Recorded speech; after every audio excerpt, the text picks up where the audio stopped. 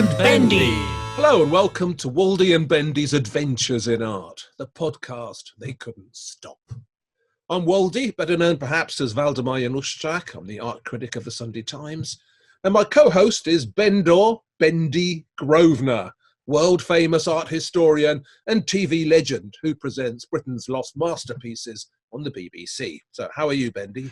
I'm very well, thank you. I have to say, I haven't heard the name Bendy since I was at school, so it doesn't exactly bring back the best memories. But anyway. We keep you young on this podcast. We also keep you abreast of things going on in that fascinating territory, the art world.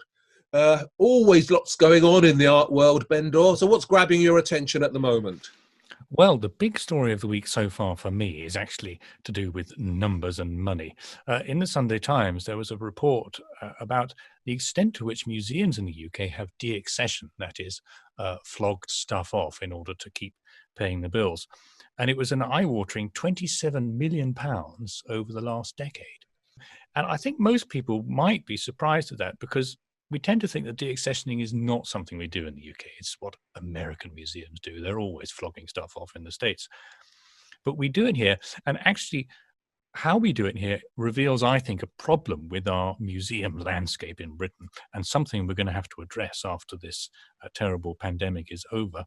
The deaccessioning is happening not in the national museums because they're actually reasonably well off after the last decade of cuts.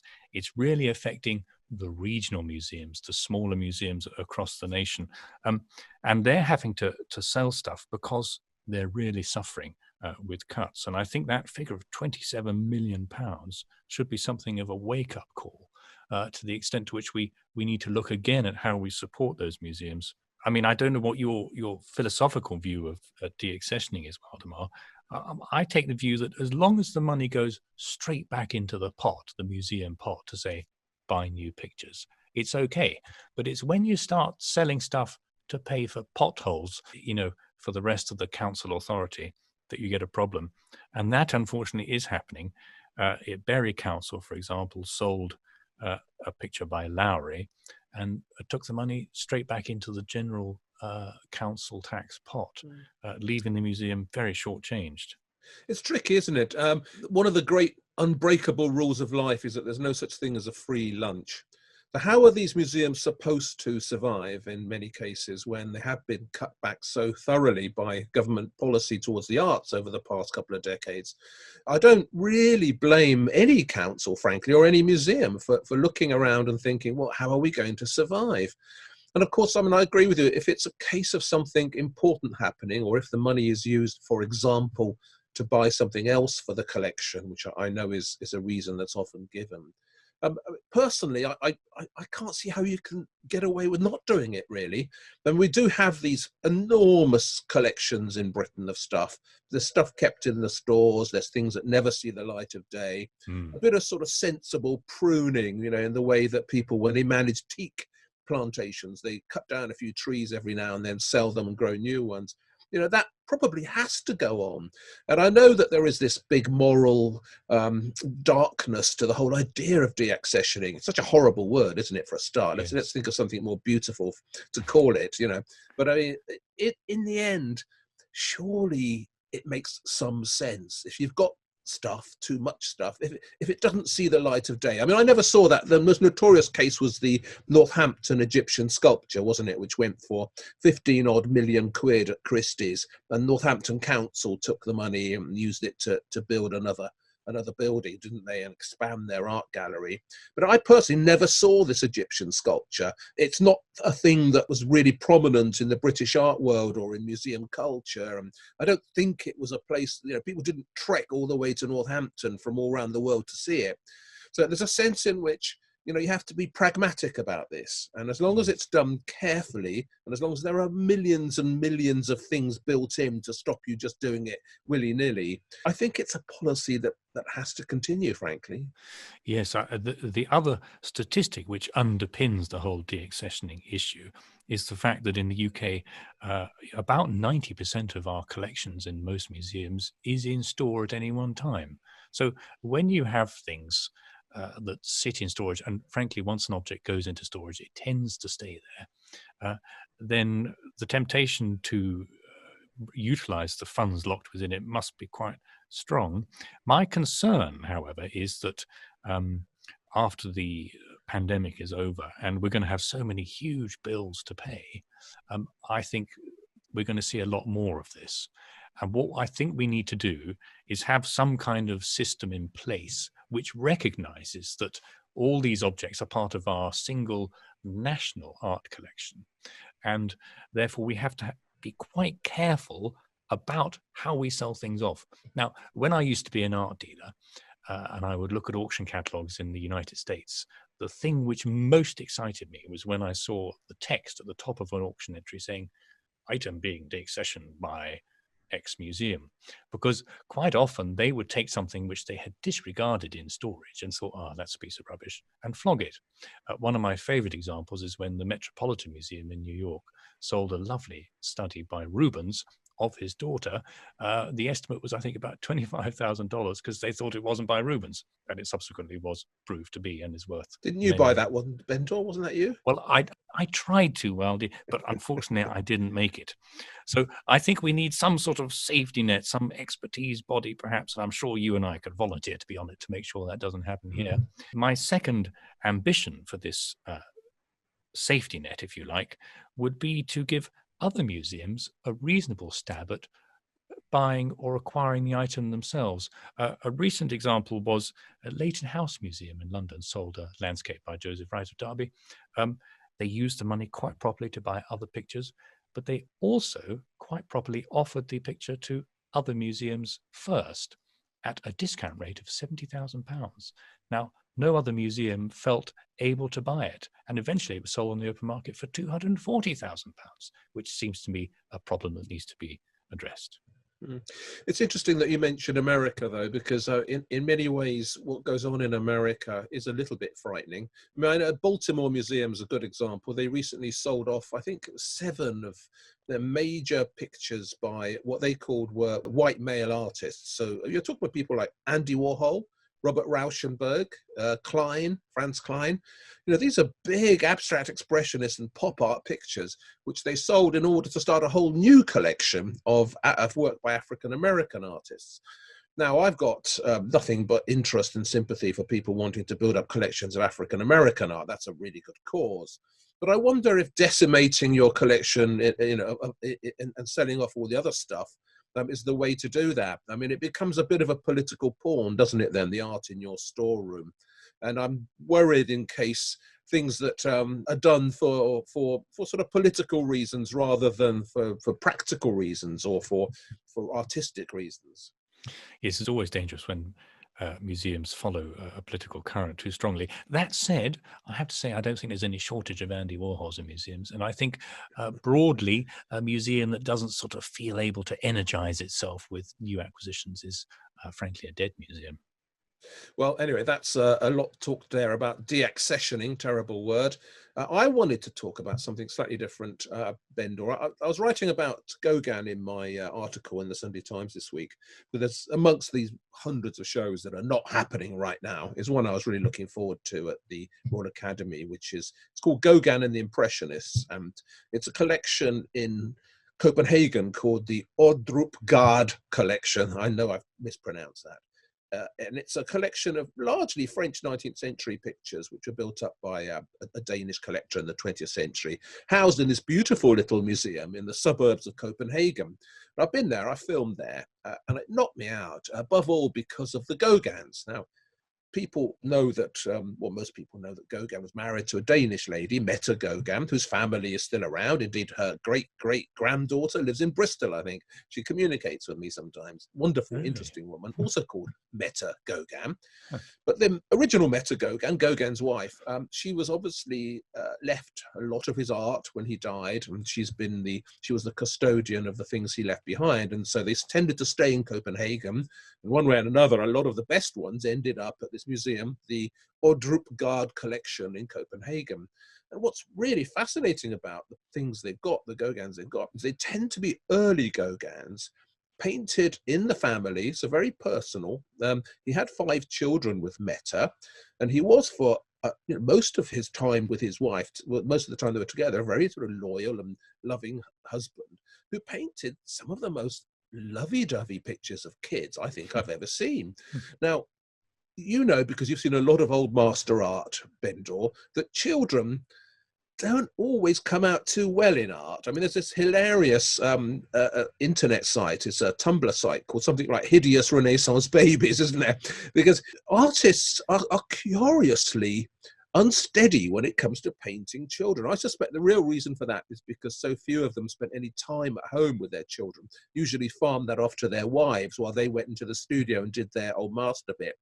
But they are not very reliable on the sort of the spirit, the wildness of children. If you've been a dad, as I have, you are, and a lot of more contemporary artists have been, a stay-at-home dad, if you like, you know what children are like, and they don't appear in that guise in art very much, but they do in Gauguin's pictures. There's a particularly beautiful one that's called The Little One is Dreaming, and it's a picture of his daughter, Aline, who was about 3.5 at the time, just lying on the cot. She's got her back to us, and she's lying there asleep. And there's these little details that make it a very tender picture for me. By her feet, there's the blanket, which presumably it's quite warm, and they haven't put the blanket over her, so she's got her sort of toes clutched around it. And behind her is the wallpaper of the house they're in, and it's covered with birds. And what Gauguin's done really brilliantly, apart from giving this tender sense of sort of looking down on his daughter, caring for her while she sleeps in this lovely little wrought iron bed that she's in, is suggested a sense that she's dreaming. So the wallpaper, which has got all these birds on it, it's almost like her dream world. And because she's there, she's got her back to us and we're looking down on her, it sort of persuades us to follow her into this dream world and to feel this dreamy, soft atmosphere around her. But of course, there's also something else in this picture. There's a little, in the corner, there's a little puppet hanging on the edge of the bed, you know, like you always used to have a little toy or a glove puppet or something for your kids. But here it's a rather spooky little sort of gremlin of some kind. He's a guy with a pointy hat and a minstrel's jacket and bells on it. And he's got a weird beard. It's not a nice, friendly, biblical beard. It's a sort of pointy hipster beard. And he's got a slightly ominous presence. And for me, it's a picture that is about the love and the caring tenderness of a dad looking down on his daughter, but it's also a kind of warning, you know, it's a sort of, well, life has got all this ahead of you as well. And, you know, not all dreams are pretty. There's also some darknesses in there. So my big point is that artists aren't very good at painting children often, but Gauguin was really good at it. That's my point, Bendor. Yeah, I agree. They are charming pictures. And as ardent a fan of old master artists as I am, Waldemar, I have to concede that they never really generally got to grips with painting kids. And that's usually because they were asked to portray them as miniature adults, really. I suppose that has a lot to do with child mortality and that sort of thing. But Gauguin has clearly cracked it. Well, that's good of you to say so. Well, I think we've cracked it as well. That's a good bit of work finished there. Let's move on to our next section, very important section, Bendor, which is what people can get up to in these times of isolation. Isolation. Oh, I do love Bendy's voice there. Isolation.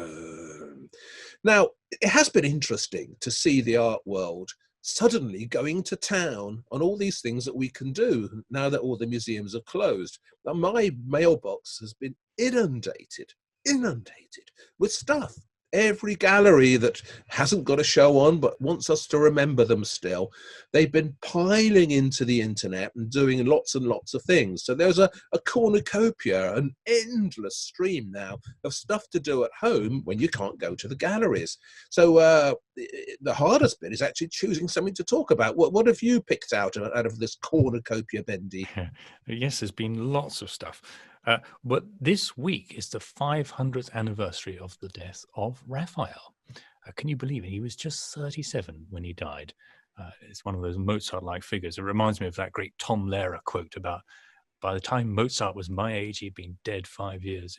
It really humbles us all how much these people achieved, doesn't it? But anyway, one of the exhibitions that has been forced to close was the greatest and largest Raphael exhibition there had ever been. It was at the Scuderia Quirinale in Rome.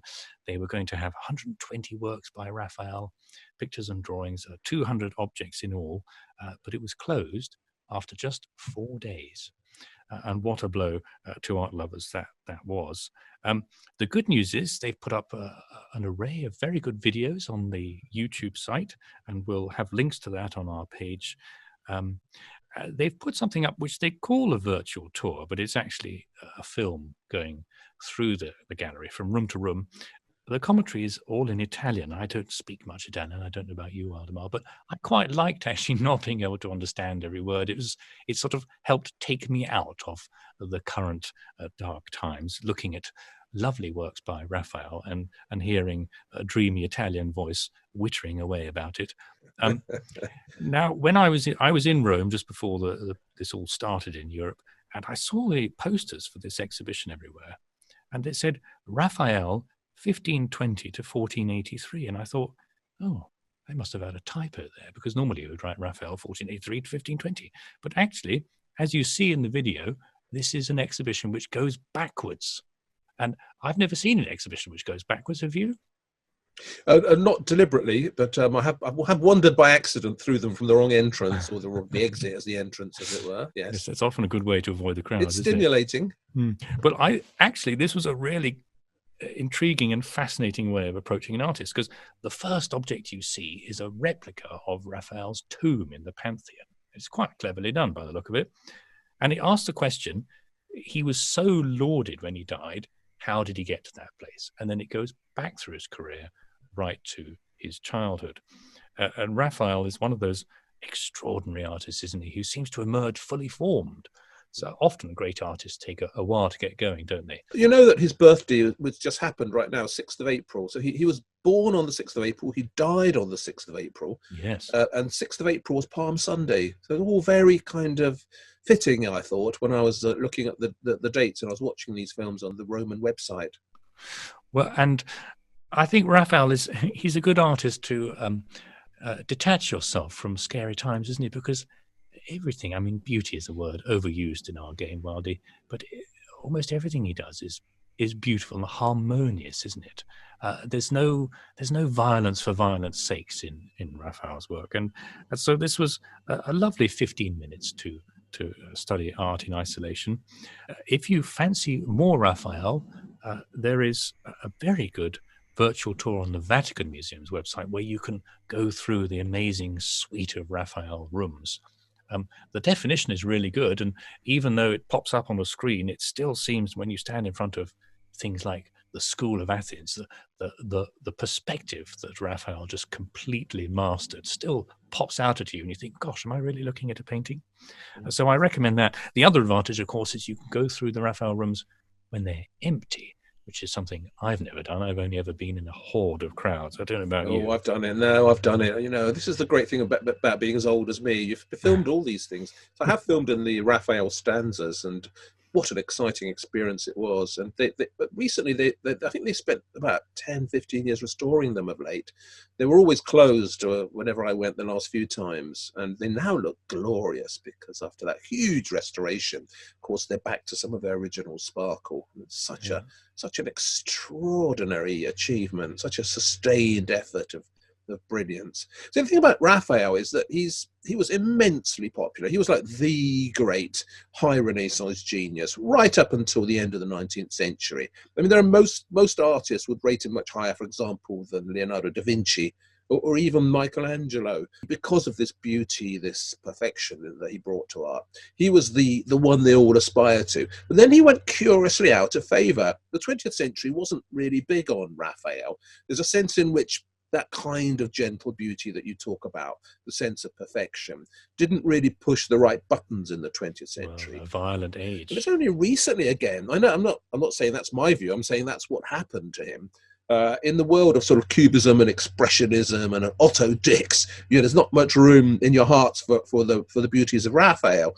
But that's changing a bit. And I also think, see, Raphael himself had a darker side to him than we often recognize. And some of his late work is sometimes presented as a kind of precursor of mannerism. One of the great things about him was that he was actually multi-talented and could do everything.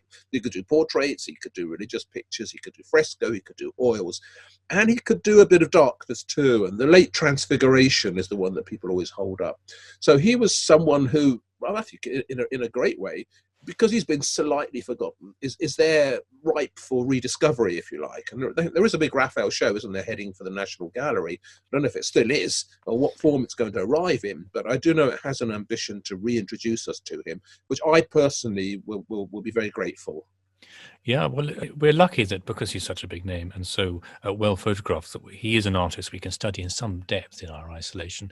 On the Google Arts and Culture site, you can really zoom in on some good Raphael pictures in high resolution. We should tell to everybody listening that all these references, every time Bendy mentions a website and all that is actually going to be down on. If you go to the Sunday Times web pages, you'll find all those places to go to and to click and find out more. I've taken a very different tack here, Bendy. So I've forced you to look at the Andy Warhol show at Tate Modern. Now, this is one of the many exhibitions that opened, and it was open for more than 4 days, I think, but not much longer, and it's now closed. So Tate Modern has done what everybody's doing, which is they've sent a team in and filmed the exhibition and produced a virtual tour of it, if you like. What happens is you've got the two curators of the show from the Tate sitting there on a chair, talking about the exhibition, telling us what their ambitions were for it, and then we get as they're talking, we get to see the show. So bits and pieces of the pictures come up, Warhol is discussed, and the ambition, I trust, or I believe, is to give you a real sense of what the exhibition is like. Now, the reason I want to mention it is because it doesn't do that for me. To me, it's a kind of object lesson in how not to do a virtual tour of a show, because you've got the two guys talking on the chair and they're pretty informative and they give you their view of what Warhol was about and what he did. But I couldn't get any kind of picture of how the exhibition looked. To me, it's a sort of failure in the way that you film shows. There's not enough wide shots that give you a sense of going from room to room. No real sense of how the rooms feel with the pictures hanging on them. Everything's sort of done in close-ups. And it's all a kind of triumph of snippy, snappy style over content.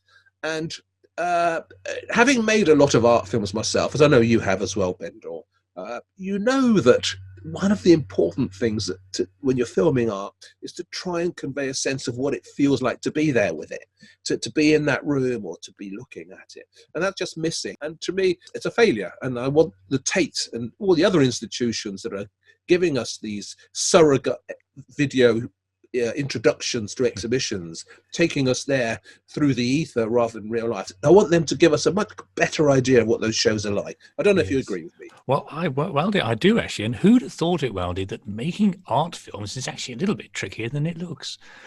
I did assume that perhaps the reason they didn't show so many pictures in the video was something to do with rights or image licensing or something like that. But the one time I thought they sort of got it right was when they were talking about his late paintings, and you got some good details there as a technique and what have you. Actually, I quite like those pictures. It did seem to me a little bit like sort of privatized Sood's Corner, but especially when they had a sort of a shot of his wigs, which were there presented like holy relics. Anyway, yes. Not my cup of tea. Well, anyway, it was an interesting show. Not a great show, I thought, but an interesting show. But the show's better than the video tour of it. Of course it is. It always is, isn't it? It's always better to go to the real thing. But those are a couple of things that you can do at home while you're in isolation. And we'll be coming back with some more of those in the weeks to come. But now we move on to the bit of the program I'm really looking forward to, the bit where we get to realize our dreams. On the wall. Yes, it's on the wall. It's the bit of the podcast where Bendy and I imagine what we would like to have on our walls if we could have anything out there at all. Any picture, any sculpture, anything in the museum without walls. What would we have on our walls? Let's start with you, Bendy. What have you picked out for us? I've gone for a painting by Sir Anthony van Dyck, my favorite artist. It hangs in a museum of art in Puerto Rico. So it's a painting I'm unlikely ever to be able to see. So I quite like the idea of magically having it in isolation here on my walls at the moment. Um, it is a painting of St. Rosalie, or Saint Rosalie, I'm not sure how you pronounce it. And it was painted when Van Dyck was in Palermo in Sicily in 1624. The images of a saint beseeching up to God and showing with her hands behind us the town of Palermo. And the reason it's quite relevant to our times is it was painted when Van Dyck was on lockdown there because there was a terrible outbreak of the plague and he couldn't get out. He'd been summoned to Palermo to paint the prince, Emmanuel Filiberto, who promptly died shortly after Van Dyck painted him. And at the same time, the local residents unearthed the bones of this saint, Saint Rosalie, and they decided to make her their intercessor for all things to do with the plague. They thought she could save her. So old Van Dyck was roped into churning out pictures of Saint Rosalie. This is one of them. I think it's the best one. It's not a great painting. It's not one of his greatest paintings, but it's a good work, and it's a lovely reminder that out of all things plaguey and lockdown, things of great beauty can come. And it also seems to me that Van Dyck's experience of being on lockdown during the plague somewhat changed him. Before he got to Palermo, there's tales of him in Rome acting very arrogantly, assuming he was the greatest artist who'd ever lived. But when he leaves Sicily, after being there for a year, stuck and dodging the plague, I sense that he becomes a slightly less bombastic and less arrogant painter. So perhaps the times we're in may yet change us all for the better. It's a great picture. I've never seen it before. And of course, we always think of Van Dyck as the great portraitist. We forget that he had this whole other Flemish identity as a painter of religious imagery. This to me, when I first saw it, I thought, hey, that's a Mary Magdalene, because Mary Magdalene's always shown in a sort of similar, well, not always, she's often shown in a similar situation, in a cave over a high landscape, looking down at stuff, pointing at a skull. It's all the accoutrements, if you like, of Mary Magdalene on show here. And she's got that beautiful expression, that wonderful bit of Van Dyck looking up at the sky while the light falls, divine light falls on her face and illuminates it, and her hands reach out and point backwards to, is it that Palermo below her? It is Palermo, yeah. It's Palermo being saved by divine intervention. But it's a lovely picture. It's the kind of picture I would actually go all the way to Puerto Rico just to see. For me, there's nothing better than going somewhere to see an art object. That's a great end to a journey for me. Well, perhaps that should be one of my goals. A reward if we get through this. I'll take myself to Puerto Rico. Yeah, well, put me in your luggage, please. Now, I've gone for something similar. Now, I'm obsessed with Mary Magdalene, as anyone who's seen any of my recent art mysteries will know. She popped up into my life when I did a special 1 hour sort of program about her. And what I like about her is that she's essentially a character who in the Bible is hardly described at all. There were a couple of mentions of her. That's it. Nothing finite, nothing clear. And yet this vagueness gave everybody permission to imagine all sorts of stuff about her. And she becomes this international pin-up who appears in churches up and down the Christian world as the beautiful young woman who somehow had an intimate relationship with Jesus, etc. And she brought Christianity to Europe. That's the big legend about Mary Magdalene. But since we're in Easter week at the moment still, and today is Easter Sunday, it seemed particularly pertinent to deal with her. So I've gone for a picture I like a lot, and it's by an artist called Savoldo, who's another high Renaissance master, born in Brescia, but basically worked in Venice most of the time in the 1530s and 40s, which was roughly when this was painted. And this is Mary Magdalene coming out of the sepulchre. Now, if you know your Bible, which I know you do, Bendy, because you're a good person who will go to heaven and all that, you'll know that Mary Magdalene, one of the few times she does appear in the Bible, is when she sees She's one of the women who go to the sepulchre after Christ rises from the dead, and she sees that it's empty. So she's one of the first people to know that Jesus has gone somewhere. She doesn't yet know that he's going to come back. That's something that happens later in the story when he's dressed as a gardener, if you remember. There's that great painting by Titian in the National Gallery, Noli Me Tangere, where she comes across the gardener and it turns out to be Jesus. But this is before that. This is when she's gone to the sepulchre, she's come out of the sepulchre, and there she is. And in the painting, you see her, she's wrapped in this beautiful silver gown, silver robe pulled up over her face. You can tell it's Mary Magdalene because there's a little pot in the corner. Pot is always her attribute because she used to spread beautiful perfumes on people. And she looks towards us, and there's a quizzical expression on her face. She's got a sort of hand up by her chin, and she's crouched and just staring, as if something's just happened, and she's looked round to see us. And of course, what's brilliant about it, absolutely brilliant, is the light, right? So she's got this silver gown, and that silver gown is bright on her back. You can see it's particularly bright. There's a lot of light beaming there. Why? Because Jesus is there, unseen, outside the picture, pretty much where we are. Jesus has just appeared to her, and she's turned around, she's heard a noise, and there he is. And her only indication that he's there is this glorious light that's fallen on her. So it's a beautiful piece of high Renaissance conceptual art. So Waldo was a great painter, in my opinion, who was overlooked for quite a long time. I mean, he was basically forgotten about for the 16th, 17th, 18th centuries. It wasn't until the late 19th century people started to talk about him again. And this work, which exists also in several versions, there's another one in the Getty Museum in Los Angeles. This work, for me, sums up what's so brilliant about him, because it is a conceptual artwork. I mean, it's all this going on, this brilliant storytelling, but it's all done so subtly. So at Easter time, when you have to think of Mary Magdalene, this seems to me to be a particularly appropriate picture.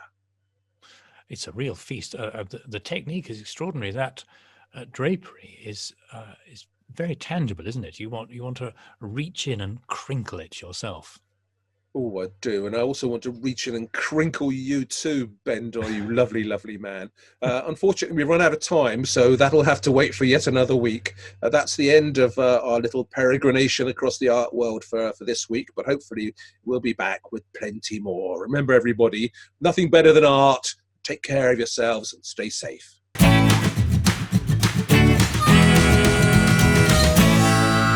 Waldy and Bendy.